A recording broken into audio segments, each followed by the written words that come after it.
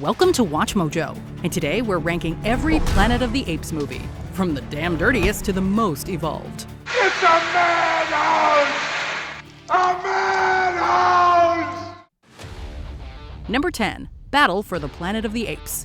This fifth entry also serves as a finale to the original Apes series. While the title suggests an epic culmination, Battle for the Planet of the Apes falls short. Teacher! You've spoken the unspeakable. In all our years of slavery to mankind, the word no was the one word we were electrically conditioned to fear. The apes have descended from John Chambers' Oscar-winning makeup effects to Halloween-quality masks with lip movements that rarely sync up with the dialogue. We see little of the planet, with most of the plot confined to the apes' uninspired village. Explain. You wouldn't understand. Otto will make the future. With this. The titular battle is especially underwhelming as vehicles gradually move toward a fleet of repetitive gunfire. It all builds to a main villain dying by plunging from a tree that wasn't even far off the ground. The story admirably tries to bring things full circle, but we understand why Hollywood abandoned this franchise for 28 years. We'll rebuild what's ruined and begin again. Tell me something, MacDonald. Can we make the future what we wish? I've heard that it's possible, Caesar. Number 9, Planet of the Apes. Believe it or not, the hype was through the roof leading to this reimagining's release. With Tim Burton on a hot streak, we had every reason to assume he would breathe new life into the IP. Take your stinking hands off me, you damn dirty human! The project also seemed tailor-made for Rick Baker, who devised arguably the most expressive makeup effects the franchise had ever seen. While some actors behind the ape makeup are having fun, the humans range from bland to stupidly unlikable. Is there another way out of the city? Do not get involved with these humans. Why did you help me? Huh? Why would you take that chance? Because you're not usual. The dull plot is riddled with awkward moments and confused commentary. Although the twist ending is technically closer to the original book, it proved so baffling and random that not even Burton could explain it.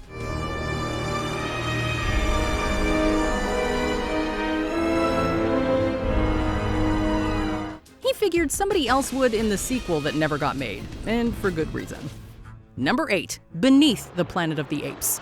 This direct follow-up to the original classic sadly took a step backward.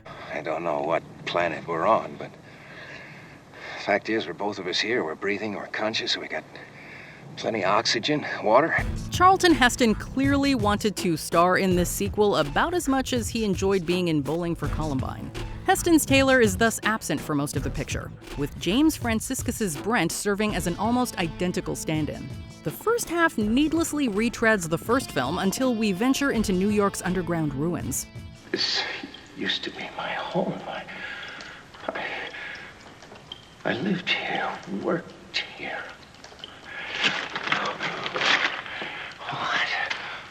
What happened? What could have happened? While the art direction is inspired, the plot goes off the rails with the arrival of a secret society that worships a bomb and wears human skin. Did David Lynch hijack this production? By the climax, you wish someone would just blow it all up, which is precisely what Heston does. No more sequels for him. It's doomsday. The end of the world. Number 7, Conquest of the Planet of the Apes. We're getting into pretty good territory now. After playing Cornelius in 2 of the 3 previous films, Roddy McDowall returns as his son Caesar. Now listen to me, Caesar.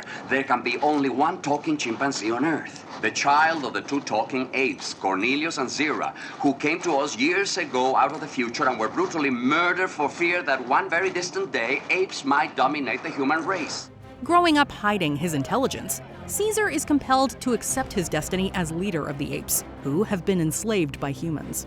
While Caesar experiences the worst humanity has to offer, he also recognizes the good, attempting to balance mercy and strength while bringing salvation.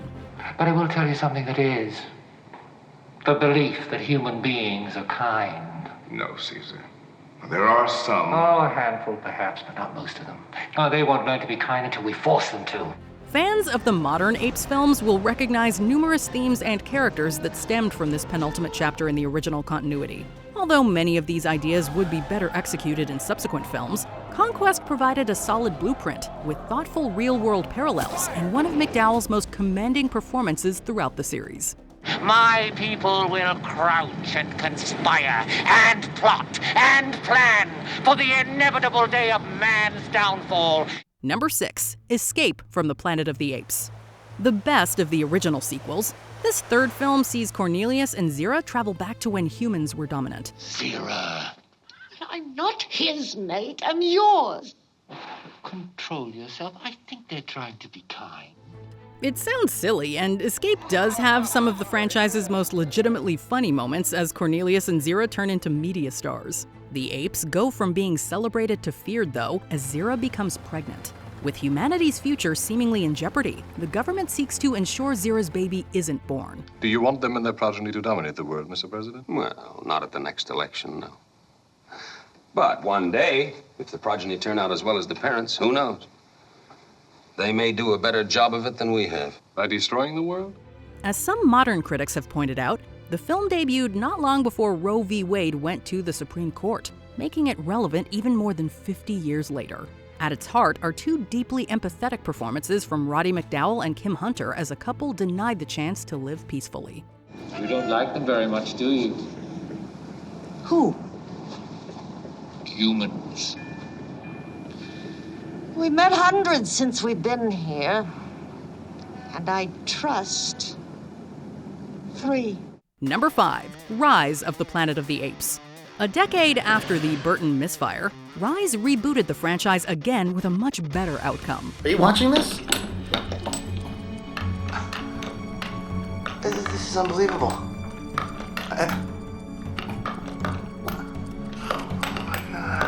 In lieu of prosthetic makeup, the apes are portrayed through motion capture technology. This could have backfired, but when the great Andy Serkis and the visual effects wizards at Weta Digital are involved, the results are nothing short of groundbreaking. With minimal dialogue, Serkis gives one of his most meditative and physically demanding performances as Caesar. No! The human characters might not be as interesting as Caesar or his fellow apes. In a post-COVID world, though, watching humanity's downfall feels eerily more practical than we'd like to admit. It's capped off with an exhilarating climax, doing for San Francisco what the original did for New York. Caesar is home.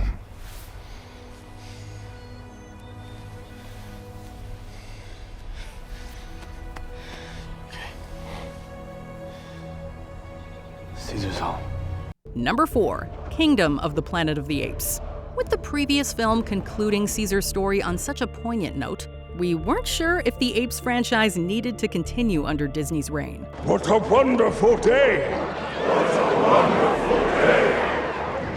Are we thankful for the words of Caesar? We are thankful. Do we bend our heads? We bend. However, we were pleasantly surprised by the latest entry, which takes place generations after Caesar. His presence is still felt as some use Caesar's words to inspire hope, while others use them to impose force. My family. I will find them. I will bring them home. While the apes are more evolved than ever, humans may also be staging a comeback, which could either lead to alliances or war. Director Wes Ball delivers a grand and immersive spectacle of world building, with strong character dynamics at the forefront. It succeeds as both an extension of Caesar's legacy and the start of a new legacy that will hopefully keep growing in future sequels. The elders did not tell us everything about this world. Number 3. War for the Planet of the Apes. When the reboot series commenced, there was more emphasis on the humans, with Caesar almost being a supporting player. You're him. You're Caesar. We've been searching for you for so long. By the time we got to war, this was undoubtedly Caesar's world, and humans were just living in it. Woody Harrelson's Colonel may attempt to reclaim the planet, although he's clinging to a hierarchy that no longer exists, as the apes are now more evolved than humans. You came here to kill me. Were you gonna show me mercy? I showed you mercy when I spared your men. I offered you peace, and you killed my family. The harsh winter backdrop reflects the changing world, which will never be the same once spring comes. With the apes taking center stage, Matt Reeves' film is one of the most engaging examples of visual storytelling we've ever witnessed. Living up to its title, this is a truly effective war story with brutal action, quiet intensity, and heartbreaking deaths. Apes are strong. With or without me. Number 2, Dawn of the Planet of the Apes.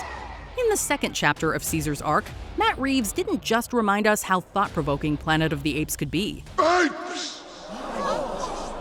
Do not want war, but will fight if we must. He took it to new territory with echoes of a Shakespearean tragedy. In just 3 years, motion capture has taken enormous leaps forward, but that's far from the only improvement. With humanity struggling to survive and apes ascending, Caesar attempts to maintain peace. That peace is challenged by an ape named Koba, possibly this franchise's most cunning and destructive, yet also relatable villain. Human work. Human work.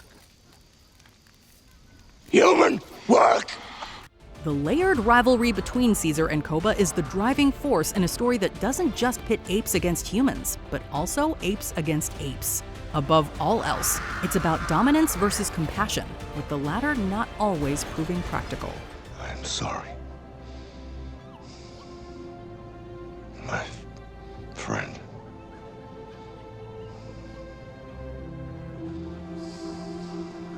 I thought we had a chance.